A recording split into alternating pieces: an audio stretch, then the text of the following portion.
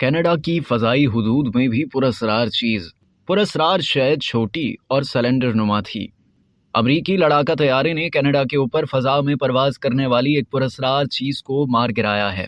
گزشتہ ہفتے ایک مشتبہ چینی جاسوس غبارے کو مار گرائے جانے کے بعد یہ شمالی امریکہ کی فضا میں پیش آنے والا اس نوعیت کا دوسرا واقعہ ہے۔ کینیڈین وزیر اعظم جسٹن ٹروڈو نے واقعے کی تصدیق کرتے ہوئے کہا کہ امریکہ اور کینیڈا کے مشترکہ فوجی آپریشن کے نتیجے میں اس پراسرار چیز کو مار گرایا گیا جس نے کینیڈا کی فضائی حدود کی خلاف ورزی کی تھی۔ جسٹن ٹروڈو نے اپنی ٹویٹ میں کہا کہ کینیڈا اور امریکہ طیارے نے مشترکہ آپریشن کیا اور امریکی لڑاکا طیارے F-22 نے کامیابی سے اس چیز پر فائر کیا۔ امریکی ناردرن کمانڈ نے کہا کہ مقامی وقت کے مطابق سپہر 3:41 پر اس پراسرار شے کو مار گرانے کے کچھ ہی دیر بعد محکمہ ہوابازی نے ریڈار میں مبینہ خلل کے سبب شمالی مغربی امریکی ریاست مونٹانا کے اوپر فضائی حدود کا کچھ حصہ بند کر دیا۔ ناردرن کمانڈ نے کہا کہ ممکنہ دراندازی کے پیش نظر امریکی لڑاکا طیاروں نے آسمانوں پر پرواز کی لیکن ریڈار سے ٹکرانے والی کسی چیز کی شناخت نہیں کی جا سکی۔ بعد ازاں فضائی حدود کو کمرشل پروازوں کے لیے دوبارہ کھول دیا گیا۔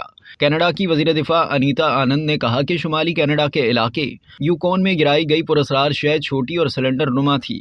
انہوں نے صحافیوں کو بتایا کہ یہ چیز تقریباً 40,000 فٹ کی بلندی پر پرواز کر رہی تھی جو کہ غیر قانونی طور پر کینیڈا کی فضائی حدود میں داخل ہوئی اور اسے شہری پروازوں کی حفاظت کے لیے ایک معقول خطرہ سمجھا گیا۔ جسٹن ٹروڈو نے کہا کہ یوکون میں کینیڈا کی افواج اب اس ناقابل شناخت شے کا ملبہ ڈھونڈ کر اس کا تجربہ کریں گی۔ کینیڈا کے وزیر اعظم نے کہا کہ انہوں نے اس تازہ ترین دراندازی پر امریکی صدر جو بائیڈن سے بات کی ہے، جبکہ انیتا آنند نے بھی بتایا کہ انہوں نے اس حوالے سے امریکی وزیر دفاع لائیڈ آسٹن سے بات کی۔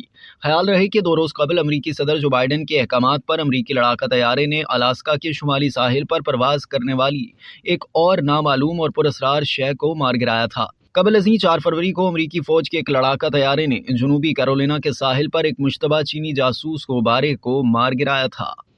اب تک کے لیے اتنا ہی۔ مزید جاننے کے لیے سبسکرائب کیجیے ڈیلی جنگ یوٹیوب چینل اور لائک کیجیے ڈیلی جنگ فیس بک پیج۔